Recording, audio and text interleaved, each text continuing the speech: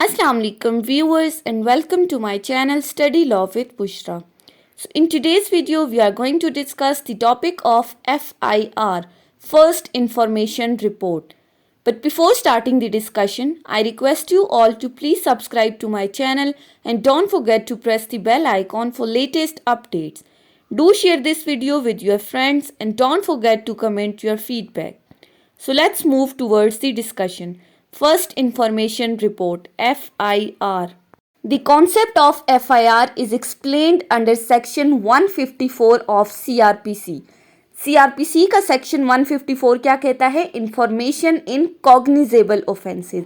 लेकिन इस section के अंडर FIR की कोई प्रॉपर डेफिनेशन नहीं बताई हुई. इस सेक्शन के एसेंशियल्स के अकॉर्डिंग हम FIR की एक डेफिनेशन निकालते हैं और हम ये कह सकते हैं that FIR is a written document that is prepared by police officer when they receive the information about cognizable offense. यानी कि जब भी पुलिस ऑफिसर को किसी कॉग्निजेबल ऑफेंस से रिलेटेड कोई ऐसा ऑफेंस, कॉग्निजेबल ऑफेंस क्या है? हाई ग्रेड ऑफेंसेस जो नॉन बेलेबल ऑफेंस है उससे रिलेटेड अगर किसी किस्म की कोई इंफॉर्मेशन मिलती है तो उससे रिलेटेड पुलिस ऑफिसर जो रिटन डॉक्यूमेंट प्रिपेयर करता है उसको हम FIR कहते हैं. या फिर अगर हम इसकी थोड़ी सी लीगल डेफिनेशन को देखें तो FIR is a primary document which provides the legal basis to police for further proceeding in accordance with the law and for the determination of relevant facts.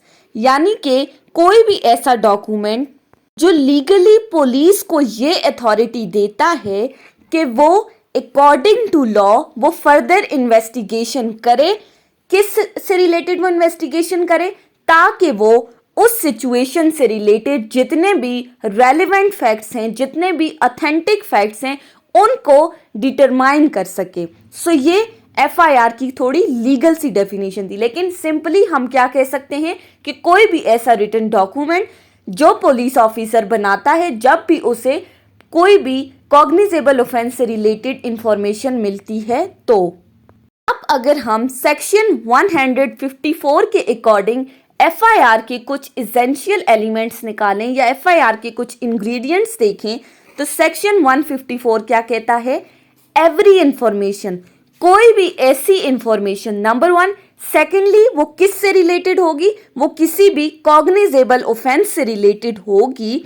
यानी कि अगर कोई हाई ग्रेड ऑफेंस कमिट हुआ है और उससे related किसी किस्म की भी information officer incharge of police station को दी जा रही है, mostly officer incharge of police station SHO हमारे पास स्टेशन हाउस ऑफिसर. तो जैसे ही अब इंफॉर्मेशन मिली they will reduced it into writing, यानी कि वो उसको अपने पास लिख लेंगे. अगर उनको ऑरली दी है तो वो अपने पास रिटन उसको देंगे, लिख लेंगे.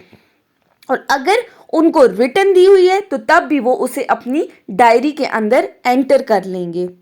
अब जैसे ही वो इंफॉर्मेशन लिख ली उसके बाद वो इंफॉर्मेशन उस इंफॉर्मेंट को पढ़ा के सुनाई जाएगी. इसको सुनाने का मकसद क्या है कि इंफॉर्मेंट को, जिस बंदे ने इंफॉर्मेशन दी है, उसकी सेटिस्फेक्शन हो जाए कि क्या पुलिस ऑफिसर ने वही चीज़ें नोट डाउन की हैं जो उस इंफॉर्मेंट ने बताई हैं, क्या वही सिचुएशन, वही सर्कमस्टांसेस रिकॉर्ड की हैं पुलिस ऑफिसर ने. उसके बाद उस जो एक रिपोर्ट तैयार हुई है उस रिपोर्ट पर इंफॉर्मेंट का साइन लिया जाएगा. अब जैसे ही वो इंफॉर्मेंट आफ्टर सेटिस्फेक्शन वो उस रिपोर्ट पर साइन करेगा तो पुलिस ऑफिसर उस रिपोर्ट को अपनी डेली डायरी, अपनी बुक के अंदर रजिस्टर कर देंगे. पुलिस ऑफिसर इस रिपोर्ट को अपनी जिस बुक के अंदर रजिस्टर्ड करता है उसको हम रोजनामचा या डेली डायरी कहते हैं. अब यहाँ बात ये आती है कि FIR लॉन्च कौन करा सकता है, कौन सा बंदा जाकर किसी के खिलाफ भी FIR कटवा सकता है. फर्स्टली कोई भी ऐसा बंदा जिसको कॉग्निजेबल ऑफेंस से रिलेटेड कोई भी इंफॉर्मेशन मिलती है, जैसे ही उस बंदे को कॉग्निजेबल ऑफेंस के कमीशन के बारे में पता चलता है वो जाके FIR दर्ज करवा सकता है. इस चीज़ के लिए इस बात का होना ज़रूरी नहीं है कि वो विक्टिम ऑफ द क्राइम खुद जाके FIR फाइल करे. यानी कि जिस बंदे को नुकसान हुआ है, जो विक्टिम है, जिसको इससे नुकसान पहुंचा है, इंजरीज कॉज हुई हैं, जरूरी नहीं है कि जब तक वो बंदा खुद जाकर एफआईआर लॉन्च ना कराए तो एफआईआर नहीं फाइल की जाएगी। और पुलिस ऑफिसर जैसे ही उसको इंफॉर्मेशन दी जाएगी वो फिर फौरन एफआईआर दर्ज कर देगा। लेकिन इस एफआईआर दर्ज कराने का पर्पस क्या है, इसका मकसद क्या है? In criminal cases FIR is considered an evidentiary and valuable piece of evidence. अब इसका मकसद क्या है कि वो एफआईआर को हम as a substantive piece of evidence के तौर पर यूज नहीं करते, बल्कि ये सिर्फ कॉरोबोरेशन के लिए जरूरी होता है, कॉरोबोरेशन जो कि मेन एविडेंस को सपोर्ट कर रहा होता है।